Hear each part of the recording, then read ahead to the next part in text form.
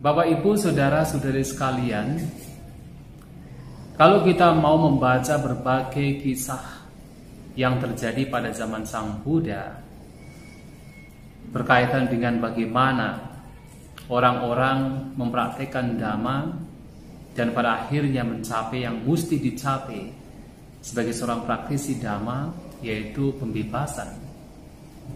Banyak sekali cerita yang sangat menarik yang bisa memberikan inspirasi bagi kita untuk lebih teguh, lebih intensif dalam mempraktikkan Dhamma.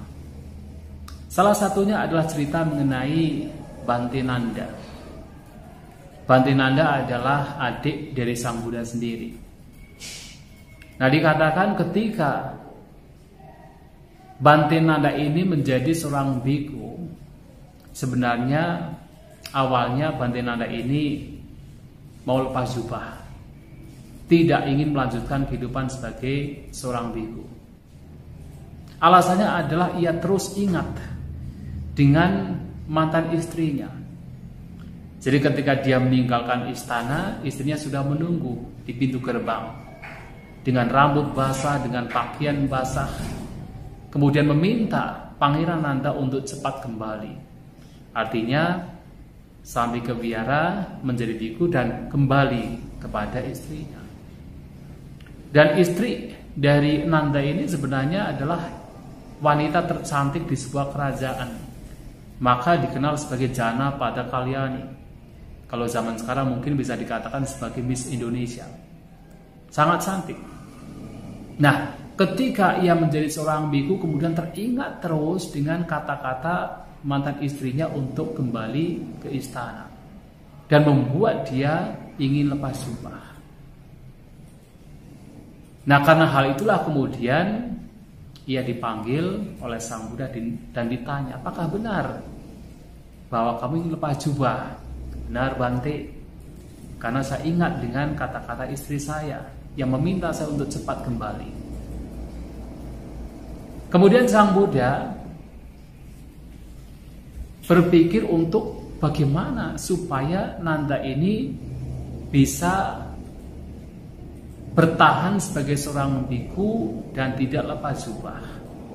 Kemudian dikatakan bahwa dengan kekuatan kesaktiannya Sang Buddha membawa Bhante Nanda ini ke alam surga.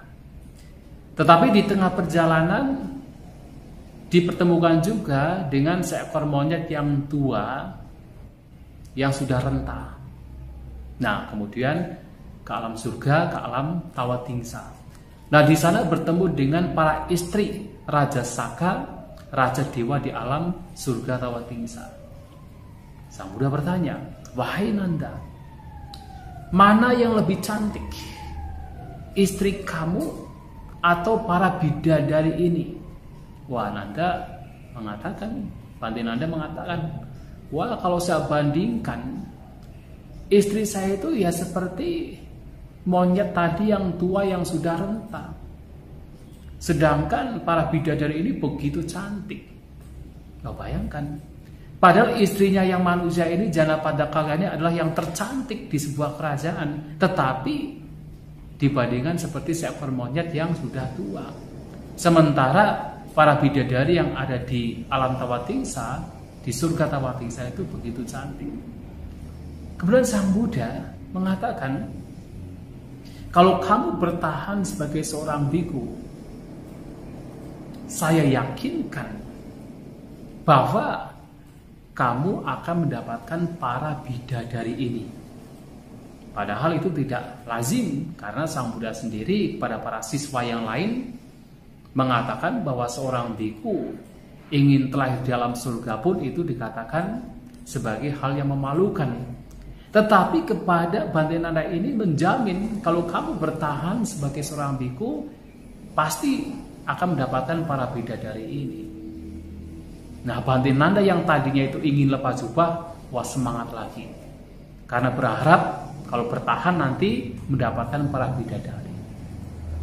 Nah, kemudian setelah pulang ke alam manusia, Sang Buddha menceritakan kepada para siswa lainnya tentang kejadian yang terjadi di alam Tawatingsa bersama dengan Nanda.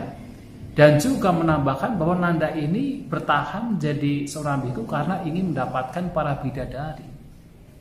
Nah, itu menjadi cemoohan, menjadi kritikan para biku lain kepada Bante Nanda. Dibicarakan di mana-mana. Wah, Nanda ini bertahan jadi biku karena ingin mendapatkan bidadari.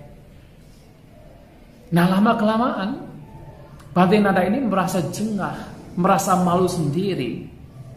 Akhirnya dia bertekad untuk mempraktekkan Dhamma dengan sungguh-sungguh, dengan intensif.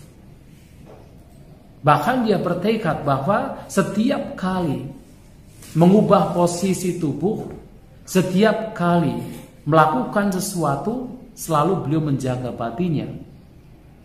Jangan sampai ada kotoran batin yang muncul dalam batin beliau.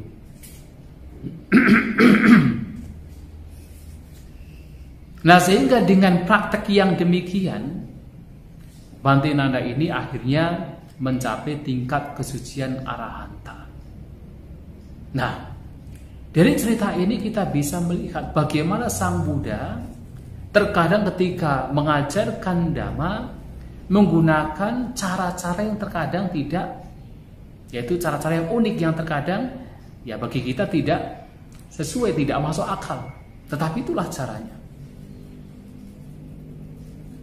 Sehingga suatu kali sebagai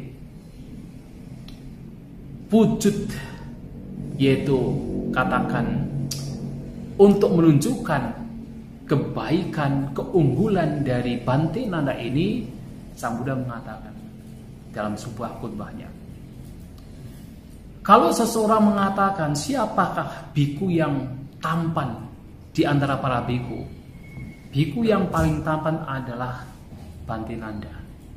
Ya, karena dia adalah adik Sang Buddha sendiri sangat tampan, Bante Nanda pun juga sangat tampan. Tetapi siapakah Bante yang memiliki nafsu ragawi yang paling besar? Juga adalah Bante Nanda, disebut Tibaraga. Tetapi juga siapakah para Bante di antara para Bante, para biku yang paling memiliki pengendalian diri? Juga adalah Bante Nanda.